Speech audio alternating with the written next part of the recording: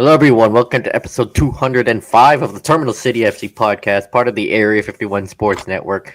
Josh Ray joined alongside Nathan Derrick. As per usual, we are live on the Terminal City FC official YouTube channel and the Area 51 Sports Network Twitter page on this Wednesday morning. And wherever you are, whenever you are listening on whatever podcast platform you are on. So, it's playoff time in MLS, playoff time in Vancouver for the Vancouver Whitecaps. And fortunately, no first place Western Conference finish for the Vancouver Whitecaps on decision day. 2-1 loss to FC Dallas, who ironically, that's who they're going to face in the first round of the playoffs. But this game against FC Dallas, heading into the game, I thought, you know what? I think the Whitecaps can win this game pretty easily, pretty handily, but one VAR call in the 11th minute changed everything. Yeah, going down to 10 men that early in the match was always going to be difficult. I mean, credit to the Whitecaps for not playing like they had 10 men. In fact, I think throughout most of that game, it felt like they had 15. But it seemed like one of those games where for no matter how much you climb out of adversity, you still have more thrown in front of you. Again, credits keeping their heads for the most part, but that red card very early on changed things. Yeah, right from the get-go, this is going to be one of those games where the officiating takes center stage. Eddie Ocampo got booked in like the second minute for something. I think for attacking the goalkeeper too aggressively. Yeah, I didn't really see it.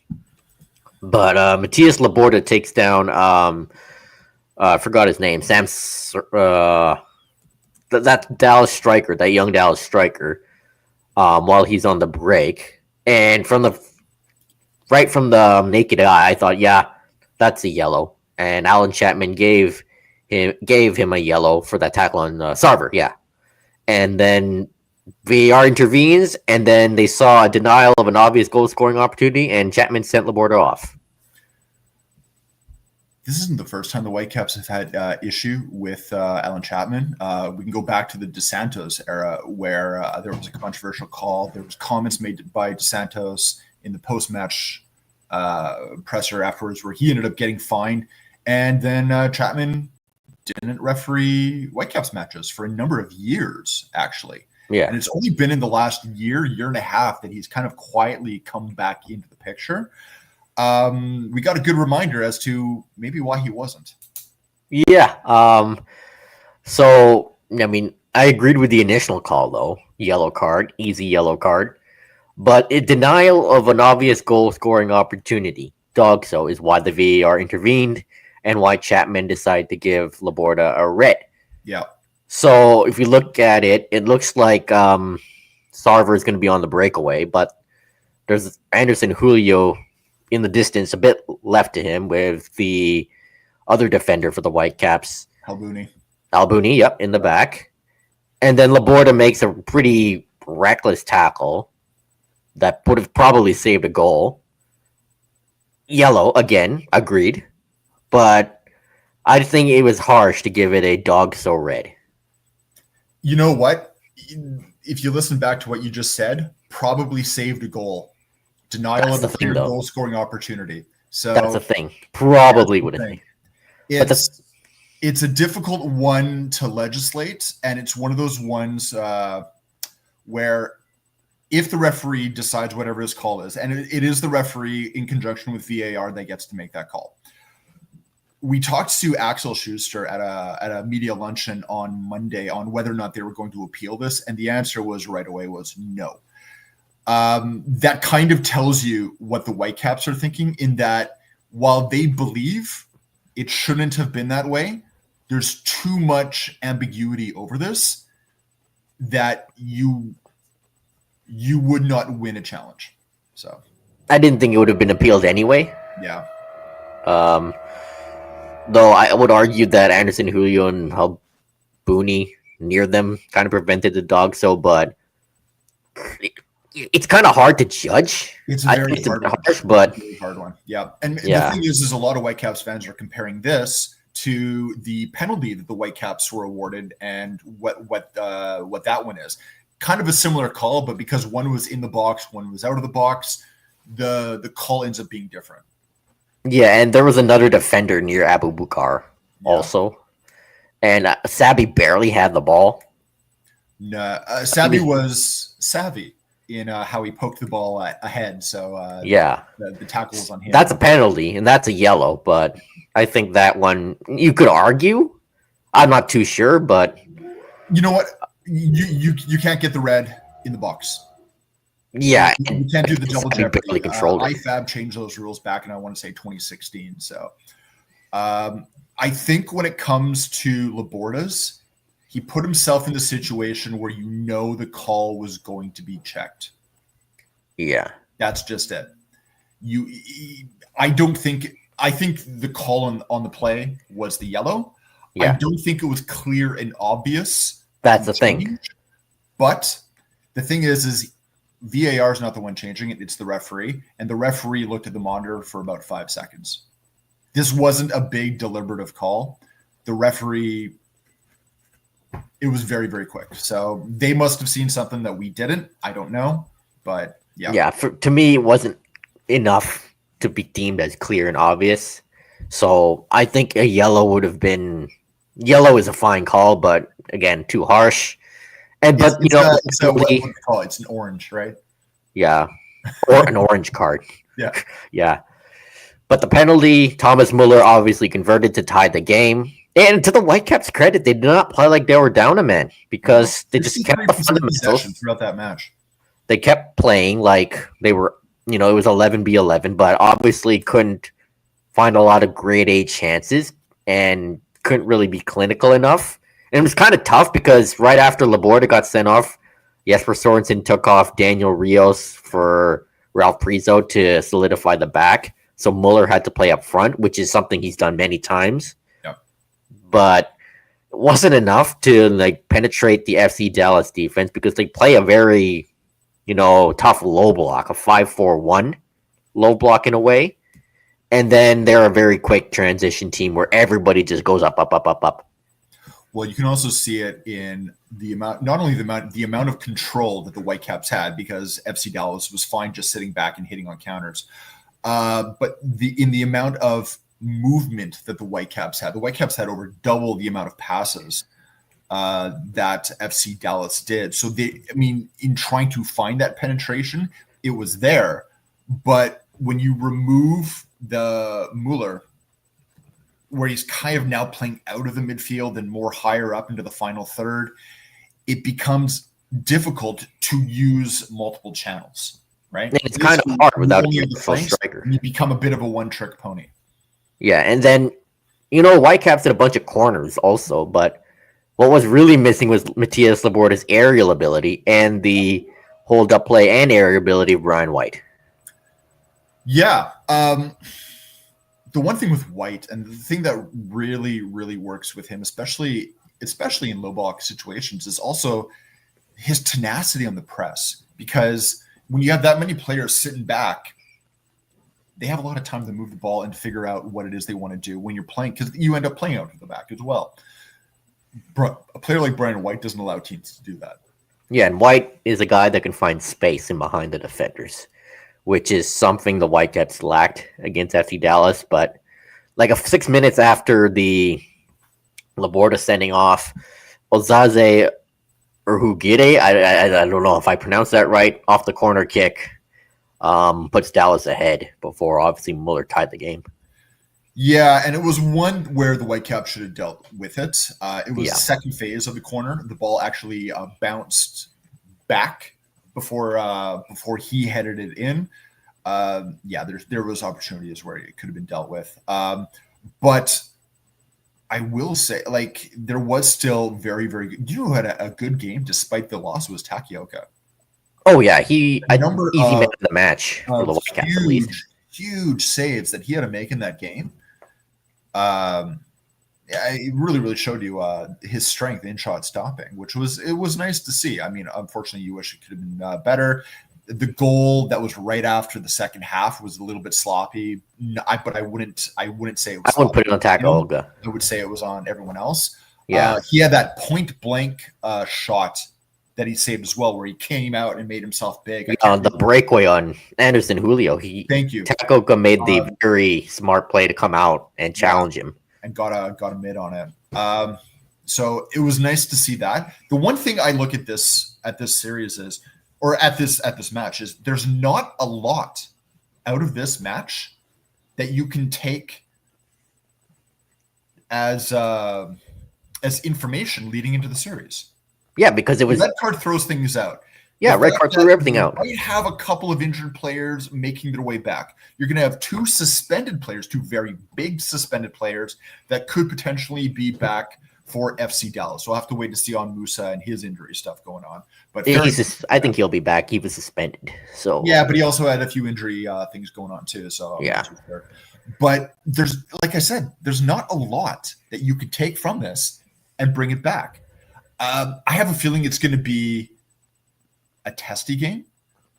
The emotion from last week is going to carry on into this week, especially when, it's back to back. And then on top of that, you got to go back into Dallas the week after. It's very rare in MLS that for 3 weeks, I mean, just shy of a month, you're only playing one team. Yeah. It's, ironic that the team that they lost to on decision day at BC Place is coming back here on Sunday. Like that second goal, the defenders were all over the place. Jesper Sorensen pretty much said he was not happy with that goal in particular because they, kind of lost focus. But that second half was pretty much all Vancouver with the way that they controlled the play, dominated the play. Ali Ahmed on that left side was, Ali Ahmed being threatening, his tenacity. There were like 2 or 3 tackles on him that should have been called, maybe a few that should have been a yellow, but Alan Chapman thought otherwise, and there was also one on Mueller, which he played the advantage, but that looked like he should have just called the yellow. Yeah. Fouls and Ali Ahmed, we could talk about all day. I've talked about how every time he runs when he's with the ball, I always think he's about to fall over because he carries his body so far forward for the ball.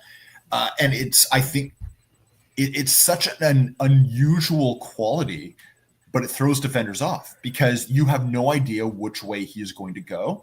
He ends up getting fouled quite a lot. It's a great, I don't know if it's just the way, something innate in him, but it's a great skill to have because he flukes out players quite a lot. We saw it again because it ends up, you get a lot of shirt pulls and all these things. You see it even when he plays with Canada. I thought Sabi did very well as well. I thought Sabi was playing with a bit of a chip on his shoulder that we don't always see from him, and I liked it. Yeah, there was a little bit of anger in him, and that's not that he was getting irrational or doing anything kind of stupid. I thought it just gave him a little bit of extra fire, which is a very, very good thing. I think you could say that about the whole team, like the way they just pushed for that equalizer in the second half. Fortunately, didn't come. Ryan Alumi had a really good one, but he missed from 5 yards out of the. Ryan Alumi, when he came in, he had 3 quality chances. He just hanging his head or just staring up at the sky. But I know exactly which one you're talking about. There was definitely Ryan Gauld also came off the bench. Of course, he looked as lively too, but the Dallas defenders were making these big blocks. That goalkeeper Collodi, I think he's their backup because Heiss did not play in that game.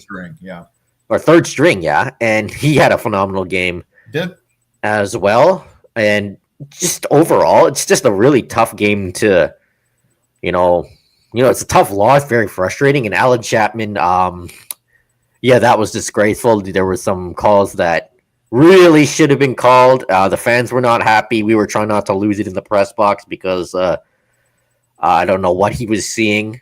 And there were times where, if that's a yellow on Whitecaps earlier, why aren't you giving the yellow on Dallas for the exact same thing? Yeah. Inconsistency. We'll put it that way. Yeah, just not a good day from Chapman. at all. And yeah, another referee that the Whitecaps have history with. There's a Tim. Ironically, the last time the Whitecaps lost a game before that was a Tim Ford game in San Jose. We're starting to create a list of referees like Arya Stark was creating a list like creating a referee hit list. Yeah. Which, I don't know, bald referees again. We see Anthony Taylor in the Premier League and Alan Chapman in MLS. They tend to make that's a you thing. That's a you thing. Yeah, that's a me thing. Like, it's always bald referees. At least Tim Ford has some hair. Yeah.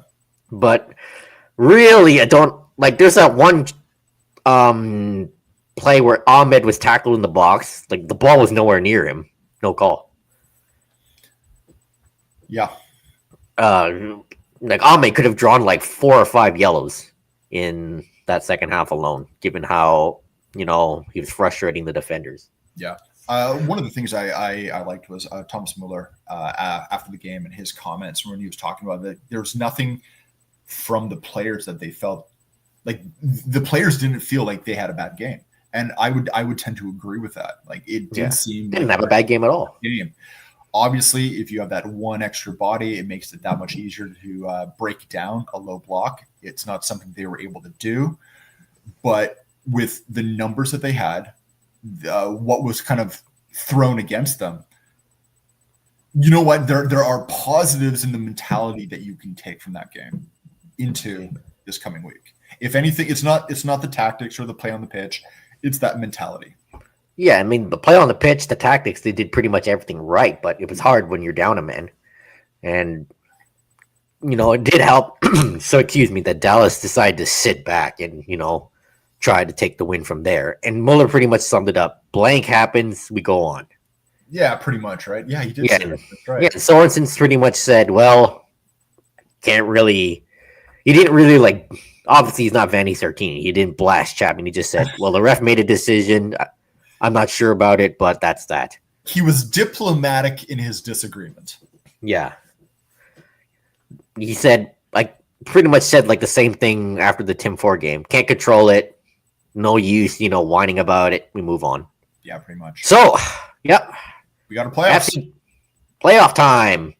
FC Dallas, again, the schedule has been revealed. Sunday at 4:30, BC Place. We'll be there. Upper Bowl has been open. Yep. Lower Bowl is pretty much sold out.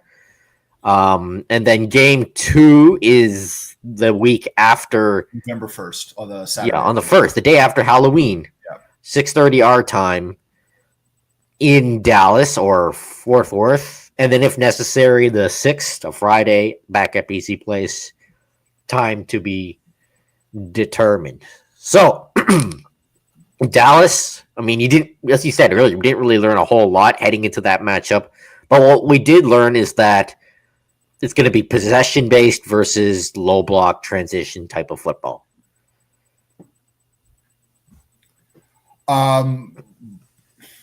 From Dallas, from the Whitecaps, I think it's going to be game as usual. It's going to be progressive. It's going to be attacking. It's going to be structured, or at least structured defensively. But there's going to be fluidity, and I would not be surprised. If Ryan Gauld is now at the position where he can start. I think that was the plan from the beginning. Yeah. He's had a number of matches where he's come on, whether it's 20 minutes, a half hour.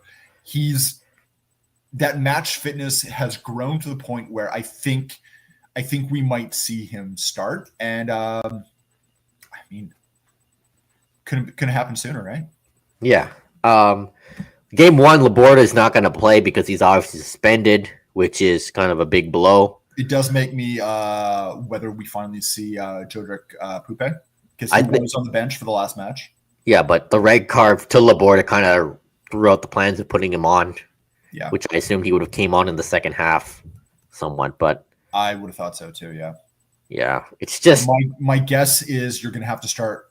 I don't think Blackman is training, but I don't think he's ready. I'm not too sure about White too.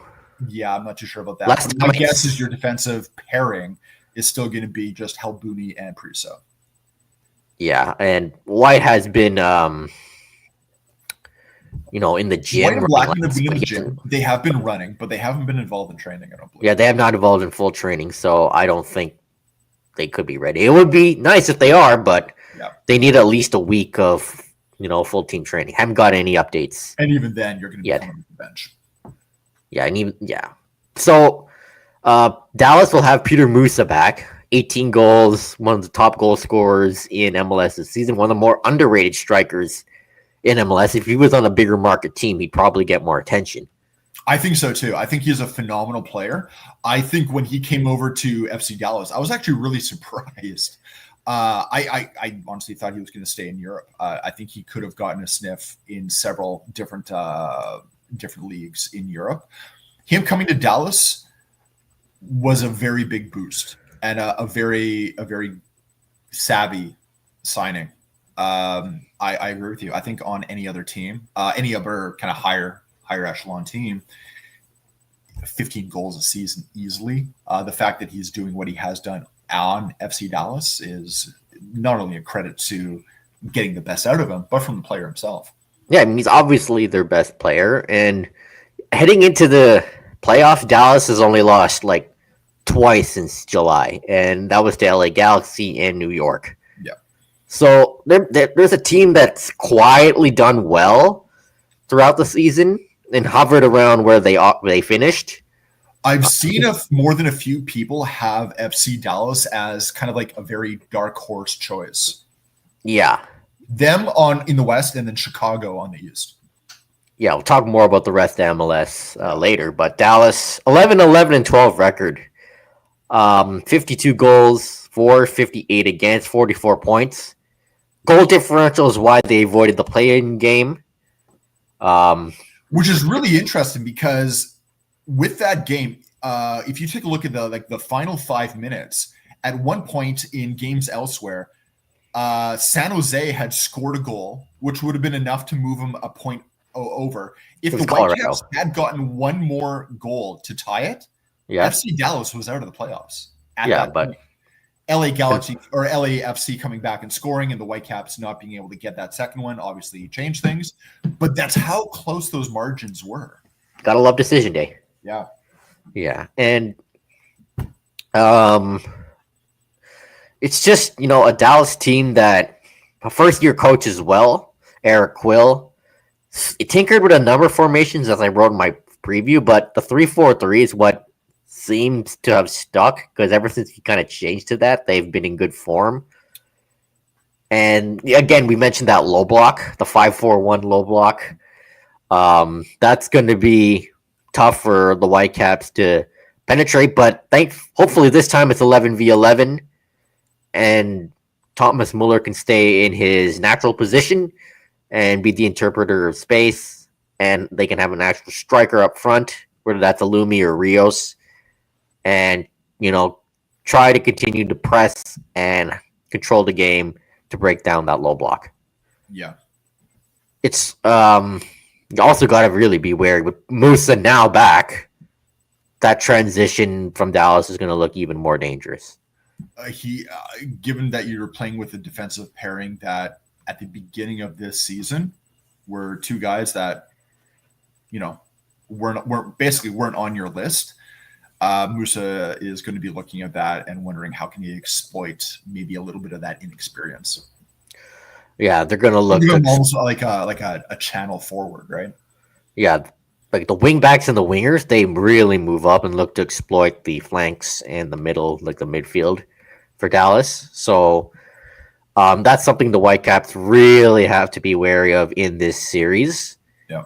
And, heading into the playoffs this time, the Whitecaps have home field advantage. They're the favorites because last couple years they weren't. And, this year there's more of we can do this instead of can we do this?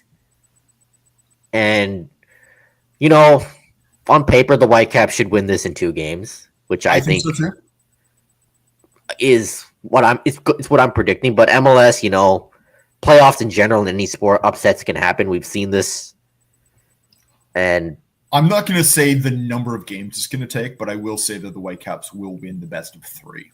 I think they do this in 2. Yeah. I would like it to be in 2. given that Ideally, it would be in two because if head back to BC Place with a 1-1 all, that's a lot of pressure. Um, the key is to win game one as comfortable as you can, so you got the momentum going into Dallas, and they're expecting a raucous crowd on Sunday, with the Upper Bowl open as well.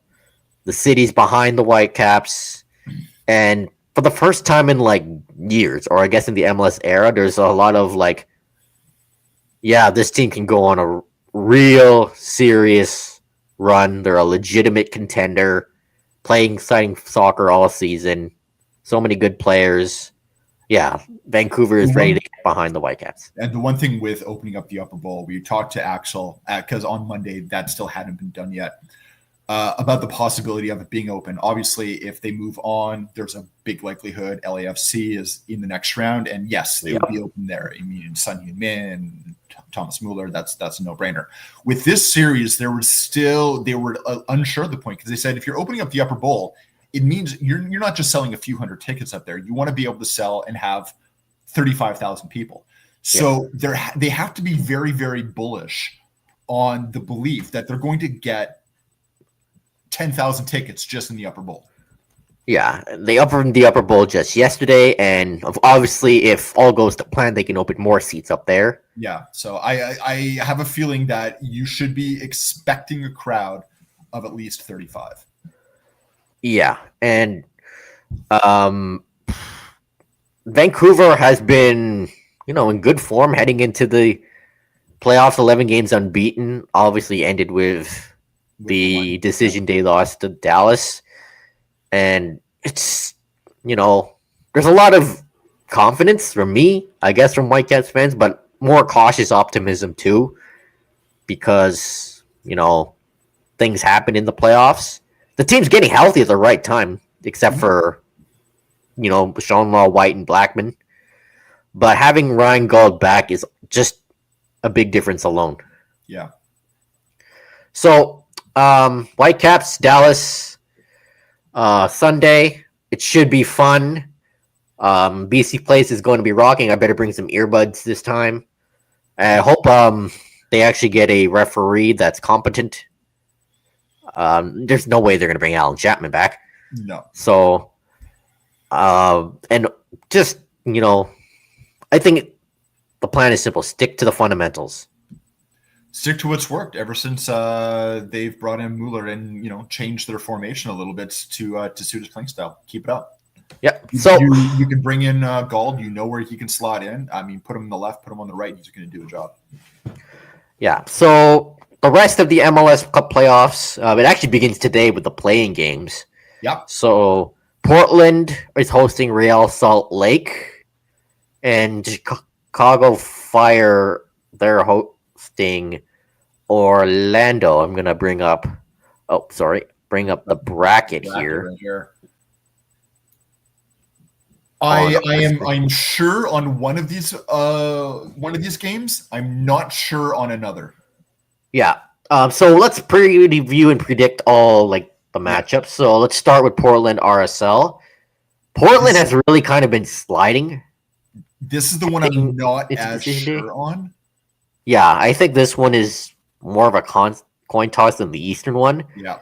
RSL has been steady, but Portland, 4-0 loss at home on decision day to San Diego. I am going, and that last game. Who did they have? Was it Pantamis in net? Was a shocking performance. Yeah. That being said, and I'm going on a very long limb, I think, saying this.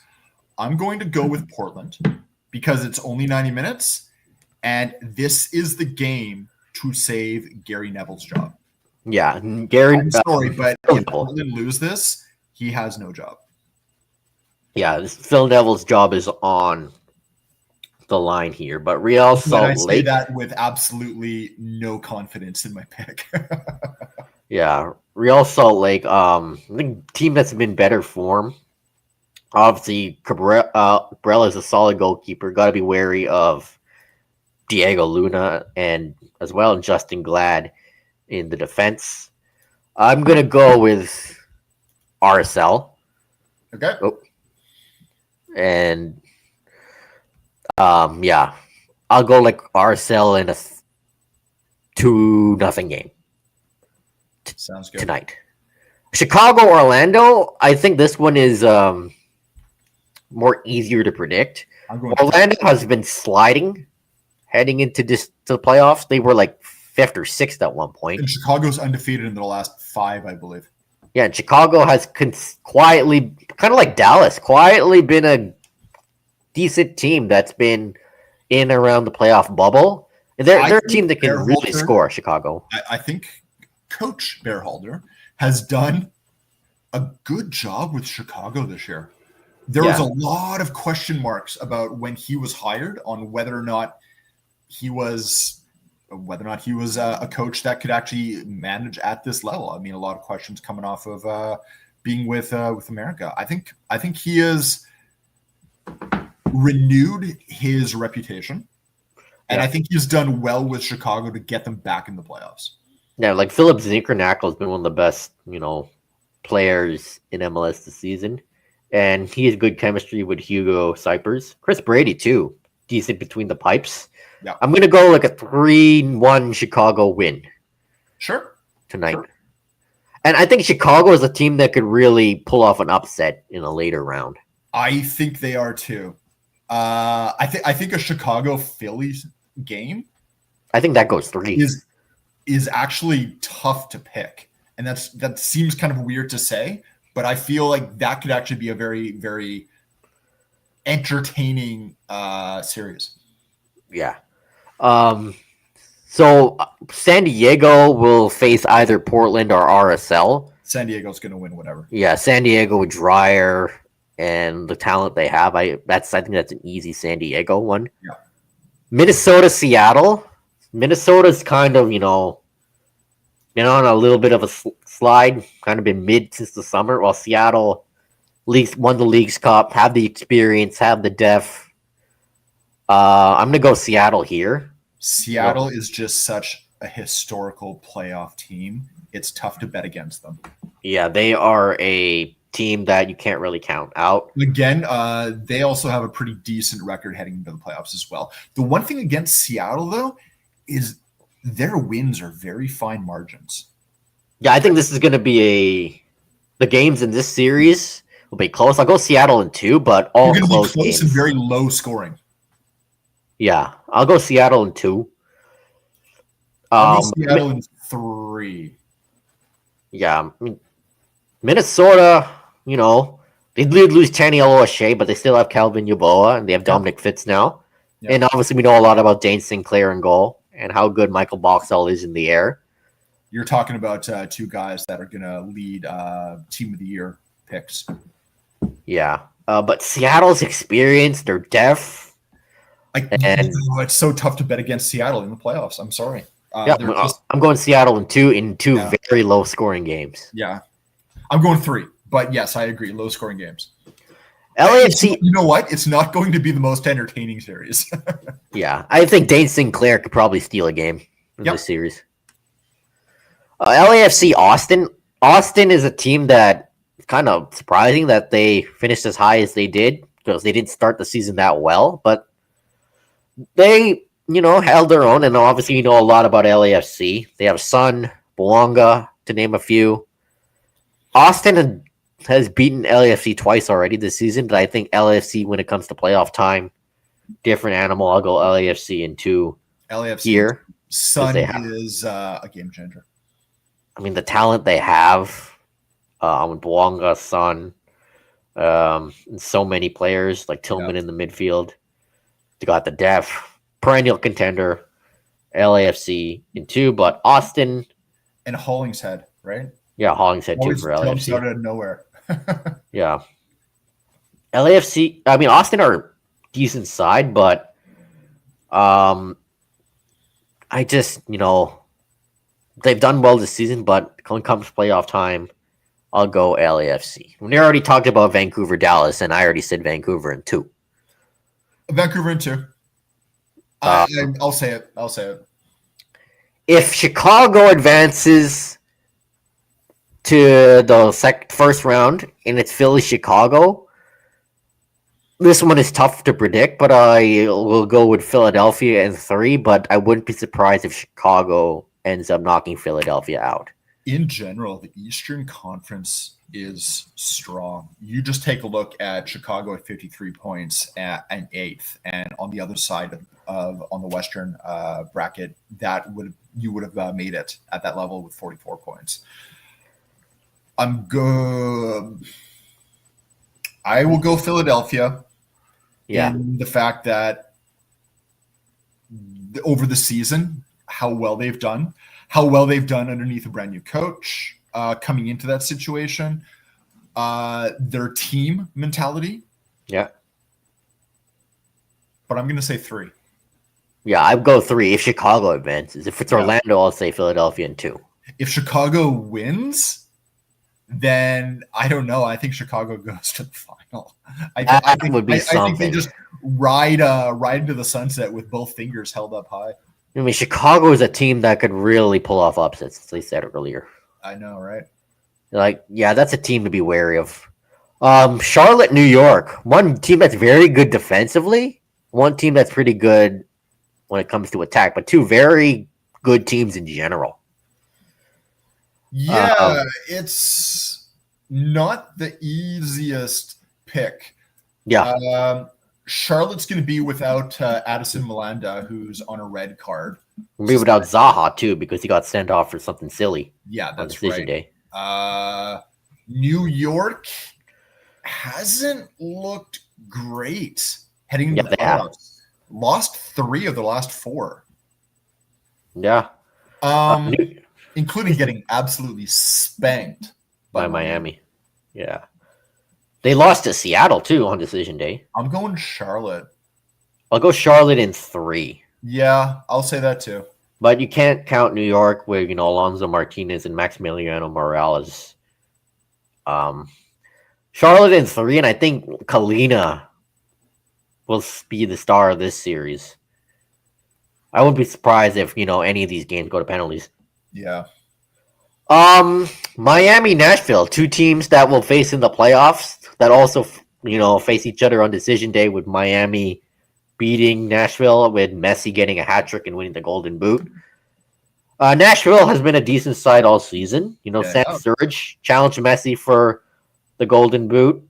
The Hani Mukhtar, not as good as he was during his MVP season, but still a good player. Walker Zimmerman, U.S. international, solid at the back, and of course Canadian international Jacob Schaffelberg, consistent starter for them. And we all know about how good Miami is, the star power they have, and obviously Miami want to go all the way this time. I think Miami wants to go all the way, but I think Miami also wants to do the business for the players that are going to be leaving. Yes. Jets is gone. Alba is gone. There's still absolutely no decision on Suarez. Yep. They're going to win this in 2. I'll go 3. I think Nashville will, have them on the ropes. It's going to be closer than many people will realize, given the talent Nashville has, but I'll go 3 for Miami. We got a Hell is Real series. Battle of Ohio, Cincinnati, and Columbus. In Columbus, it's kind of surprising to see them down so low.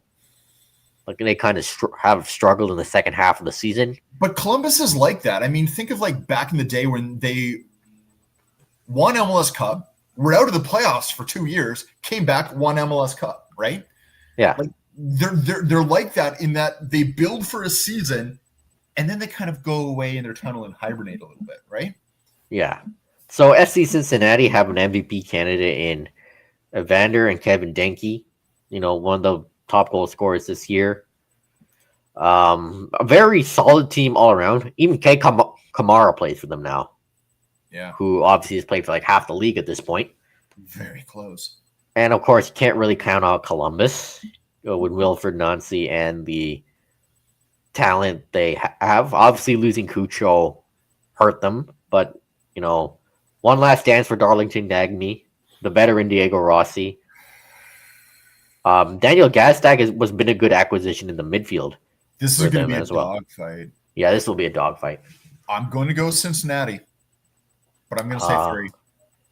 Yeah, I'll go with Cincinnati as well, but I wouldn't be surprised I think if Evander is going to be the difference maker. Yeah, right. I'm gonna go Cincinnati in 3 here as Yeah, well. But I wouldn't be surprised if Columbus pulls this off. I don't think anyone should, to be honest. I don't think anyone should be surprised either.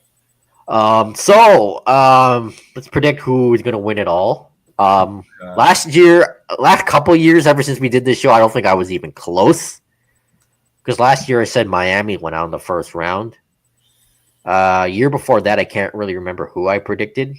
I think I was closer that time. I said LAFC, and they lost in the final. I mean, there's a lot of teams you can choose from. There is. Can There go all the way. really is. And I'm taking a look at the Western Conference right now, and it's you have to make that decision with heart or head, right? I mean, I like to think with my head first and foremost. Yeah. I mean, my head would obviously say, "Oh, Inter Miami, the talent they have. They have Messi, or Philadelphia, Supporter Shield winners." But you could, with your head or your heart, there's really, a lot of good options here. You could even pick San Diego to win it all. I think San Diego had their record-breaking season in finishing top of the West, which is a first for an expansion team. I'm going to say this: the second round, the conference semifinal or whatever they call it. Yeah. In all likelihood, I believe is going to be Vancouver LAFC in one of those brackets. The winner of that bracket will go to MLS Cup. Yes, I agree with that, and of course there are a lot of like dark horses that could Absolutely make it to the final, like Nashville, Columbus. I would mention Chicago even. Wouldn't that be something? Or Minnesota? Man, like so many good options. I saw a tier list, by the way, on Twitter last night, where they had Vancouver, LAFC, and Miami in the second tier. I saw that too. Yeah. Would rely on their stars, which I really disagree with because I think all those 3 teams are legit contenders. Well, also out of those teams, not all. I mean, Miami relies on stars. I would say LAFC has a lot of star power, but I wouldn't necessarily say they rely on them. I would say they're just a well-built team that suits their stars. And Vancouver doesn't rely on their stars alone. They've always been team mentality. They're like team mentality more than any other team in this league. Yeah, I mean, legit contenders for me are Vancouver, LAFC, Miami, Cincinnati, San Diego, and Philadelphia. Even Seattle. You could even put Seattle in there. I'm going to say in the West, like I said, I'm going to narrow it down to 2 teams, LAFC, Vancouver. In the East, I'm going to narrow it down to Philadelphia, Miami, but I've got a little bit for Cincinnati.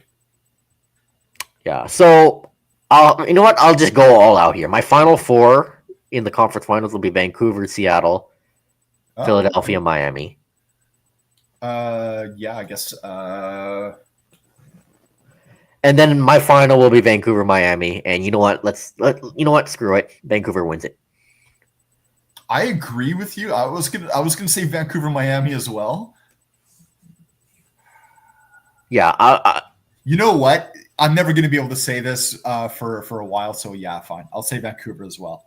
I'll go down that stupid rabbit hole. Yeah, like for the first time in the history of this show, we're predicting the Whitecaps to win it. We're gonna say that. Definitely a heart decision over not necessarily. I mean, if you use your head, there's a lot of legitimate reasons to pick them, which is especially if Blackman and White get healthy. If those 2 get healthy, this team is so dangerous. Yeah, I mean, That's the thing holding me back is I don't know when they are coming back. I would like to think that they're back for a second series, for a conference semifinal. that's what I would hope. There's also an international break in here somewhere too, right? Yeah, but So that should give him some time to get healthy too. yeah, but they seem closer than people realize. So for the first time in the history of the show, I don't know if we're ever going to say this again. The Whitecaps, we predict the Whitecaps will go all the way. Call it biased if you want, but there's a lot of legit reasons to pick the Whitecaps. So that's our MLS playoff bracket. I'm going to actually post a bracket later today. Sounds good. So you can debate me on Twitter. The other Vancouver team, their playoffs begin soon. Yeah. Rise will face the Ottawa Rapid on November 4th out Swangard and November 8th in Ottawa at TD Place. Yeah, so it's really, really good that by the way the seeding works, Rapid and Rise finished on the same number of points. Yeah. With Rise finishing third in the NSL standings. I think this is the best case scenario for them because they're not facing AFC Toronto in the final. And if you can take Toronto in the final, which is at BMO Field, Toronto's played there twice this year already in bigger matches. They've lost both times. Yeah. So it's not their field. Now, whatever. That's neither here nor there. But I think Rapid and Rise are such evenly matched. Yeah. Evenly matched teams on paper. I mean, their record is identical. Yeah. Right? I mean, both are very attacking teams. Yeah. In a way. Both rely on transition. Using Shannon Waller is a big hit. But I think that a lot of players have stepped up. I think getting Lake was a good addition late in the season. I've been impressed with Okamoto coming in. I think she's taken a lot of pressure off Jasmine Spence to basically be like the only fullback really, really doing a lot. I still think that the Rise have some of the best wide players in Holly Ward and in Pachersky, although Ward has been a little bit quiet as of late. Yeah. I also really like the midfield. Yeah. Also, DiFilippo has really come on. I don't know why DiFilippo is not getting starts right now.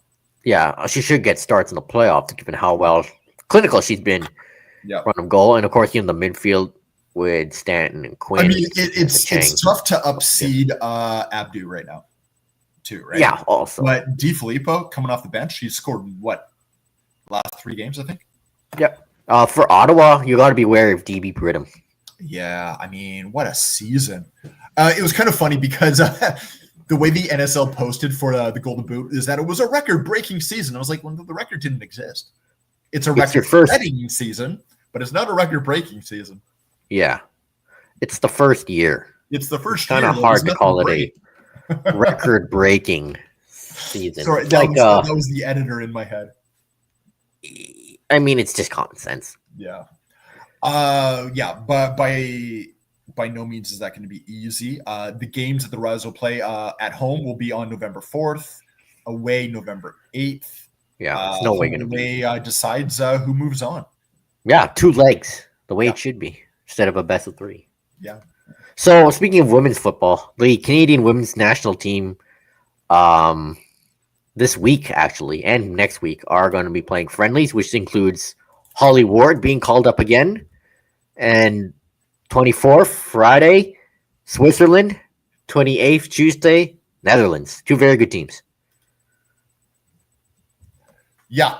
I think, again, good chances. Part of a kind of a European showcase series. One thing that is going to hurt, and I think I remember seeing this, Kadisha Buchanan got injured again, didn't she? Yeah, she got injured for Chelsea. Yeah. So we won't see her as part of the setup. But yes, Holly Ward will be there, which is good to see.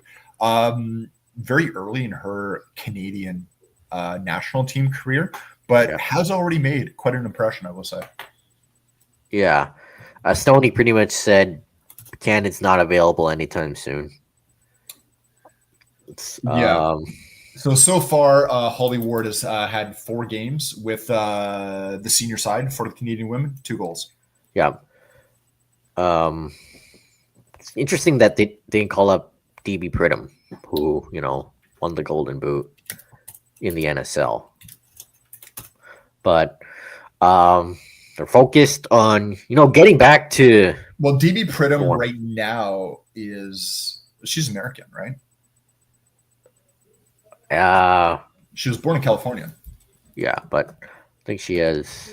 I don't know if she has Canadian. She's she's not capped by any side. So yeah, born in California.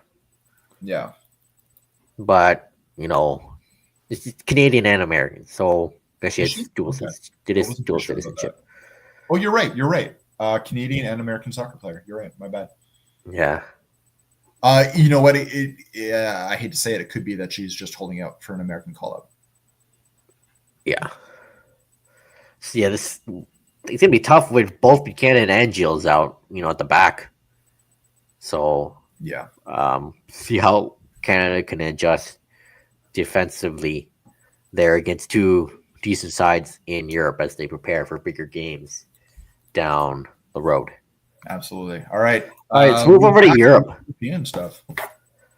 So the Chelsea with another win, a 3-0 win at Nottingham Forest, which leads to Ange Postecoglou getting the sack at Forest after 41 days. 39 days. 39 days. Beat the record of 40 days to be the Premier League manager that served the shortest time in history. Yeah, the Vancouver Grizzlies lasted longer than Ange at Nottingham Forest, and so did Liz Truss's time as UK Prime Minister. Liz Truss, yeah. You know what? I feel bad for Ange. That was a poor situation to bring him in the first place. I felt like that was doomed to fail. Team.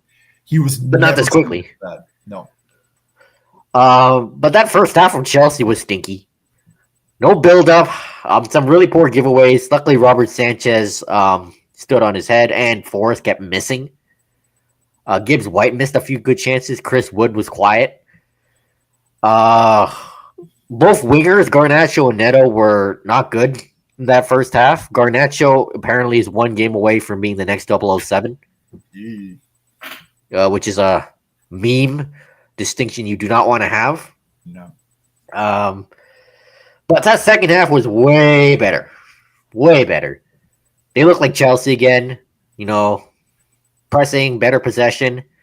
Off the corner kick, the youngster Josh Achimpong header gets his first career goal. It's always nice to see a Cobham graduate score for Chelsea. And the way they were mobbing him, means a lot to him and the club. Then just a few minutes later, Neto, who was much better in the second half, left foot shot outside the box. And yeah, it was pretty much all Chelsea in that second half. Reece James added a third later. When Reece James played, good things happen. And props to him for staying healthy so far this season. Well, except for that knock, which caused him to miss the England camp, but that was more of a precaution. Yeah. But he's one of the best fullbacks in the world, if not the best. I don't care what anyone says when he is healthy. But of course, it's not a Chelsea game nowadays without a red card. Malo Gusto, I don't know. He gets a yellow, and then he decides to, when you're playing FIFA, you keep pressing the slide tackle button over and over again just to troll your opponent. That's what Gusto was doing. Just slide tackles everywhere. Then late in the game, makes a really terrible slide tackle late. Easily gets sent off. So he's suspended for the next game too.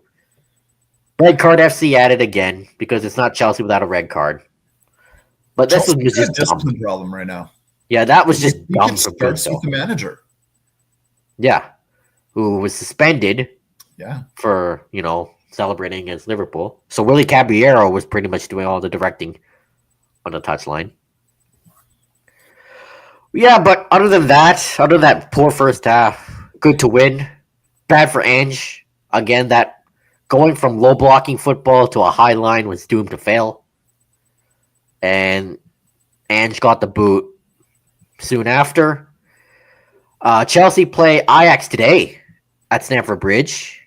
That's always good to face them in the Champions League. And then Sunderland at home again on the weekend. And for the love of God, end the game 11v11. No more red cards, please. And then, speaking of players being out, Cole Palmer, fortunately, he's out for 6 more weeks due to his groin injury. Doesn't need surgery, but this really sucks. Yeah. Because they need him back. 6 weeks. Good news, though. Liam Delap is close to returning. Don't know when exactly, but Maresca said he could return soon. And given the fact, Chelsea have struggled to score at times this season and struggled with the low blocks and struggled with their final third play, they need Liam Delap's ability back. Because, he's big, he can break down low blocks, he's good in the air. They need him. Enzo Fernandez missed the last game, and I think he'll miss today as well due to knee inflammation, which he sustained on international duty. And he's played a lot too. So, but he'll be back on the weekend. Maresca confirmed. This is some big news. Chelsea are in talks to appoint a former Liverpool director of scouting and recruitment, Dave Fallows, for a senior sporting leadership role. I don't know what that means, but it seems big. Fallows was a big part under Michael Edwards' staff at Liverpool and was a big part in making Liverpool what they are today and having the success they had under Jurgen Klopp. So this is good. Get this done because this is the guy with Premier League experience that's built a good team. I don't know what kind of role he'll have. I'd like him to be sporting director, to be honest, because it seems like a guy that's ready for the role. But I doubt they'll do that. Maybe he's more of an advisor. Who knows? So get this guy in. It's always good when you poach an executive from a rival team that's done well. Roman Abramovich did that with Manchester United's ex-sporting director years ago. So this guy, basically Liverpool, he was pretty much their head of recruitment. Pretty much fundamental into bringing the Champions League and the Premier League to Liverpool. And this guy pretty much, was the guy that brought Mohamed Salah to Chelsea. To Liverpool. Mm. And this guy has experience in scouting, data, and player development. So, all in one package. So, get this guy in. I don't know what he'll do, but get this guy in. And it seems they're also close to finding a shirt sponsor, finally. Apparently, they fired the last guy. Forgot his name, but... It shouldn't take this long. It really should not take this long. I don't know what has been taking so long, especially after the Club World Cup win, where they had so many companies saying, "Oh, we're interested. We're interested." Yeah. The kit looks clean without a sponsor, but it looks empty. It just needs a sponsor there. There was rumors that Riyadh Airways was interested. There's Qatar Airways, obviously. Oracle, I don't know what Oracle is. I don't know. They sponsored like the old Oracle Arena. But there's another weird one, Red Bull. I don't know how I'd feel if Red Bull was Chelsea's sponsor. Yeah, they already sponsor Leeds. Company. They're big. Yeah, they're a big company. I don't really know what they do, to be honest. Excuse my ignorance. Just get it done. I don't really care who. Red Bull would look weird, though. But today they announced Vietnamese-based technology solutions provider FPT is a new shirt sleeve sponsor deal. So it seems that the shirt sponsor will be unveiled soon. Just get it done. So Tottenham had Aston Villa at home and lost. Morgan Rogers decided to turn up as well. Yeah, you know what? Tottenham showed up for 5 minutes, had a great goal with Roberto Bentancur, and then thought it was the job done. I don't really know what to say about this, and that it was a poor match. They had some bad news heading into this game. Cristiano Romero got injured actually in the warm-up. Danso had to come in. Van de Ven was given the armband, so that kind of threw a bit of a wrench and a bit of a sour note into the match at the very beginning. On a positive note, Kolomuani, it was his first match, finally, in that striker role, coming back from the injury that he had. Didn't really get a lot of chance. Brendan Johnson had a couple of chances, hit the post on one. Just, yeah, not the greatest. Basically, this is now 1 point from the last 3 home matches. So a bit of a worrying trend right now. Have to wait and see if they can actually get this changed up. They do play today against Monaco in the Champions League. Hopefully things look a little bit better there. But right now, yeah, bit of a sour patch for Tottenham right now. They also have coming up this weekend on Sunday, Everton. So again, hopefully they will get things back underway. The big news for them right now is Fabio Paratici is back officially. Yep. The interesting thing is that he is actually joint sporting director with Johan Lang, who has been the sporting director. So they have 2 sporting directors now. Two sporting directors, and they've split up basically who's going to have what jobs. So Lang is going to be in charge of the academy, scouting, performance analysis, and football insight. Paratici will be in charge of the transfer windows, players, loan, and the kind of loans. So I think it's a good mix because that's where Paratici shines, is in working with other clubs and those negotiations. And interesting enough, is the first guy that he wants to take a look at, and the guy that he really wants Tottenham to have top on their list right now is FC Porto forward Samu. Oh my gosh, Aguihoa or Samu Meridian. Yeah, who Chelsea nearly signed back in 2024, but the deal collapsed. This is a guy that has dropped a lot of interesting things. And you're right, Chelsea came very, very close. He's got 8 goals in 9 games right now with Porto. Yeah, big guy. And only 21 years old, I believe. But he looks way older. Yeah, so this is going to be a name, I think, to watch, not only with Spurs, but I think with a number of clubs. Other teams, yeah. Yeah. Anyway, yeah, Tottenham's got to change things up. It would be nice to do it in a Champions League game right now, but I think right now the big one I'm watching is Everton on the weekend. So, we mentioned Nottingham Forest. So, Mr. Utterwoke Nonsense himself, Sean Dyche, is the new Forest manager. He seems in good spirits. Good to be back. I guess he's just happy to be back managing a team again since he's been out of work for nearly a year. He and Chris Wood are reunited. Those two did wonders in their Burnley days. I will say this. I'm not the biggest fan of Sean Dyche, but he is a better manager for Nottingham Forest than Postecoglou. Yeah, because he's very closer to Nuno than Postecoglou was. Right? Like the squad as it is right now is more suited to Sean Dyche. Sean Dyche's football tends to be very, defensive. Yeah. Also kind of counter-attacking. Hornball, as people call it. Yeah. And, Mr. Utterwoke Nonsense. Sam Allardyce. Yeah. Is back. Contract until June 2027. And for the love of God, that owner of Nottingham Forest just needs to shut up and let Sean Dyche do his thing.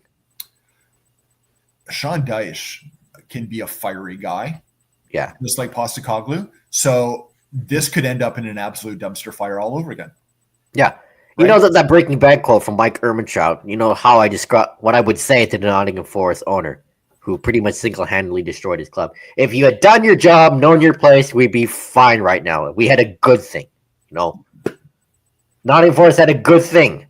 And then that Greek owner decided to blow it up, be the man, he and his pride and his ego. Now look where they are. So he needs to shut up now. Unfortunately. Speaking of owners, let's talk about Sheffield Wednesday again, because their owner could be in some big trouble all over again with Sheffield Wednesday. Who have been a mess. Yeah. It looks like they're receiving a winding petition on, ironically, Wednesday, today. They could. Good. The payee payments for the UK, basically when you have to have all your tax information and whatnot for all businesses, is due today. Yeah. Well, it's like 9 p.m. in the Also, UK right now. today in UK is another pay period. So they missed the last one. They do this all up again. They could actually face an actual winding up petition, which they have actually avoided so far. Now they've got transfer embargoes and all that stuff, but this could be the big one that really fights. And this is going to be a very big test for the brand new football commissioner that the UK government has appointed, because part of it is the fact that they can force owners to sell. This is going to be the big test because Sheffield Wednesday is a big club. This is a championship level side. This is a team that historical side is a historic side. It's going to be very interesting to see what they can do. But right now we can see maybe what's going to happen tomorrow. If anything happened today, because it's 9 p.m. there. Come across, but it'll be really interesting. And apparently, Wednesday fans are boycotting today's match against Middlesbrough. They are, and they're calling on others to do it. Also, not the only information coming from Sheffield Wednesday. Their former manager, Danny Roll, took the job at Rangers. So it's not Steven Gerrard; it's Danny Roll. Yeah. They had one of their former players was up for the job as well, but he is doing really good managing in the Chinese Super League with Shanghai, possibly winning the league there. So Rangers, here's the problem with Rangers. They go after managers and then put all their eggs in one basket. Yep, that's what they did with Russell Martin. Didn't happen. They went all after their second guy. Never happened. They actually had to go back to Danny Roll, who was interviewed, thought he wasn't going to get it, drew his own name out. And then they had to go back to him kind of hand in hand saying, oh, actually, you're our guy, third guy. Yeah, they went out on Steven Gerrard, but Gerrard backed out. This club is even dysfunctional in trying to find the guy to get them out of their dysfunction. Yeah, maybe try not to put all your eggs in one basket, and maybe try to think. Yeah, on hiring managers, because Russell Martin did not work out. 6-1 record, still 6th in the Scottish League. Yeah, Rangers are playing Braun in the Europa League tomorrow. Early enough to kind of turn them around, or at least get them out of that kind of that relegation group of when the Scottish League splits. But and that maybe that new managerial bounce is something that Rangers need. And Raw pretty much, seems like he has a plan to turn them around. And hopefully they do to somewhat. Because it's just not been a good season at Rangers so far. Yeah. Here's a funny one. December 20th was supposed to be the day that Villarreal was going to be playing a home match against Barcelona in Miami. Now it's actually fallen apart. There was huge fan protest. Real Madrid actually launched 2 different complaints to the league about it. Villarreal was angry, but still going on with it because they were saying that they weren't getting any money out of the deal. Yet Barcelona was saying they were getting money out of the deal. Well, it's now done and dusted. Because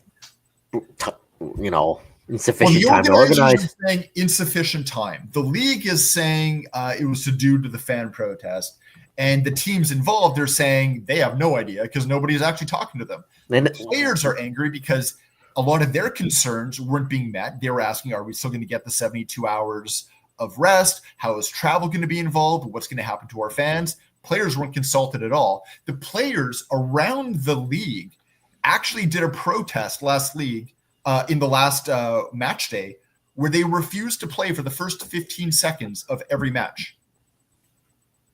This was a bad idea from the start. All different games. So, I mean, in terms of optics, Spanish football on camera refused to show it, where they only showed an overhead of the center circle instead of the wider view of the pitch.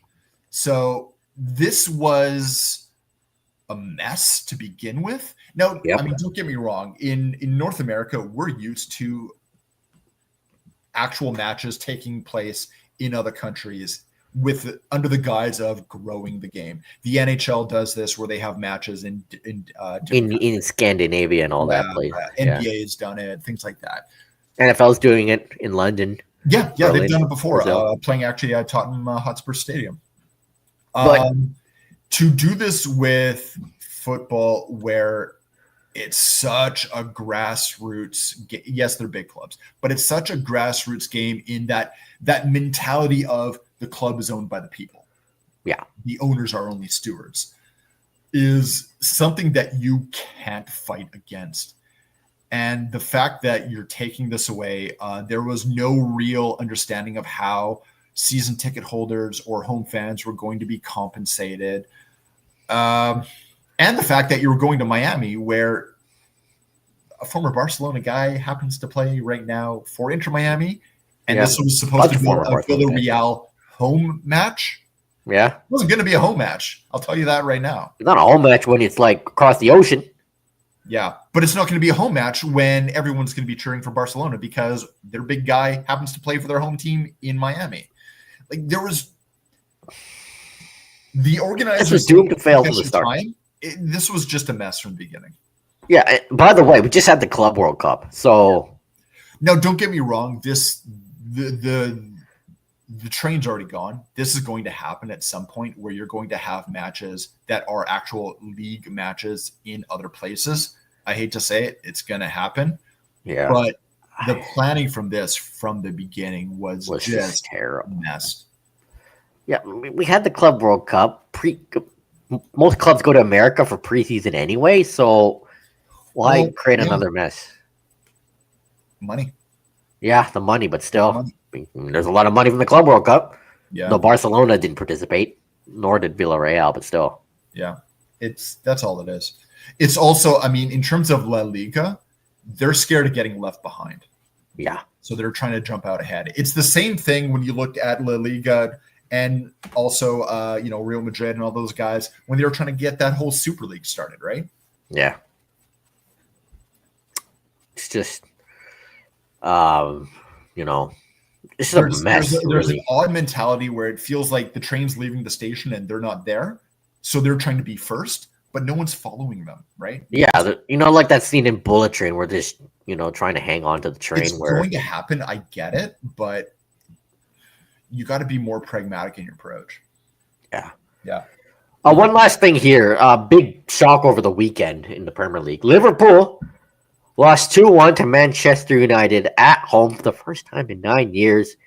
Big head Harry Maguire with the winner. Ruben Amorim has back-to-back wins for the first time as Man United manager. Liverpool have lost like 4 straight in all competitions. Things are falling apart at Liverpool. Really, Salah, missing chances disappeared. Isak, where is he? Florian Wirtz, he's 13.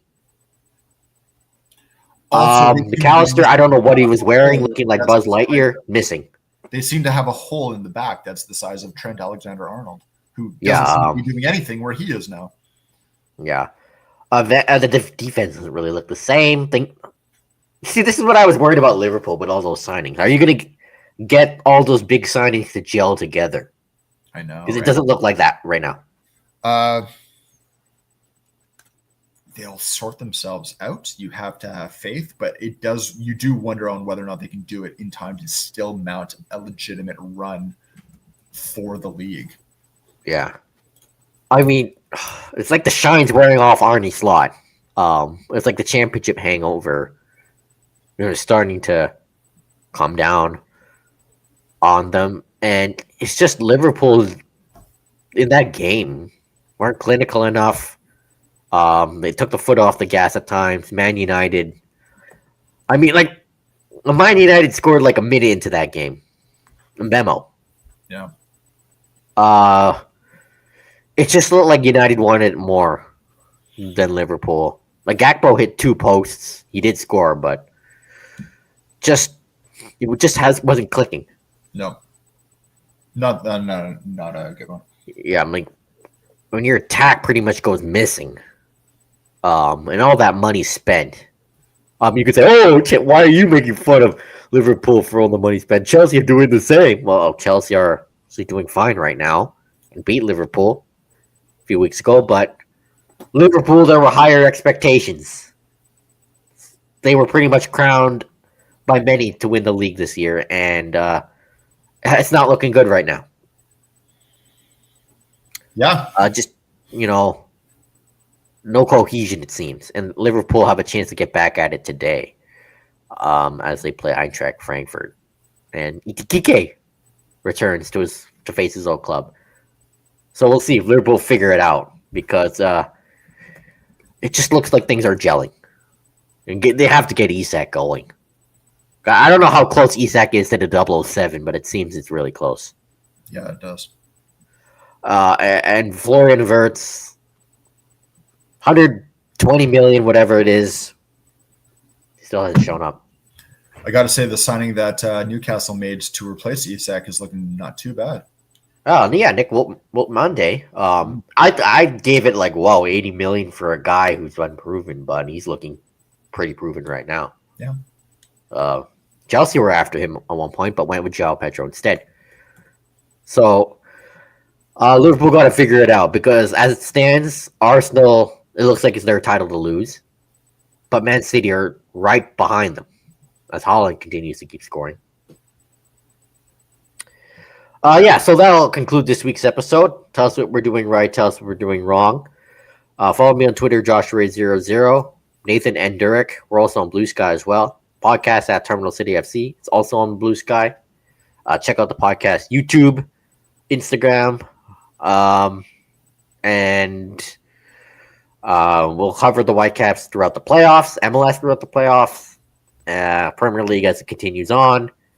Check out our writing for Area 51 Sports Network. Also check out the Canucks, WHL, Seahawks, and PDWHL coverage. We're wrapping up. And a bit of Whitecaps update from Har. White and Sean Law are doing individual work off to the side. Blackman is training with the team. Good. Which is good. So there are signs that those three seem closer to returning, but it looks like Blackman, it's possible. Yeah, he's the one that we thought would be the first out of anyone. Yeah. So that's good news. And Jesper Sorensen, I think he'll give further updates later today. Right.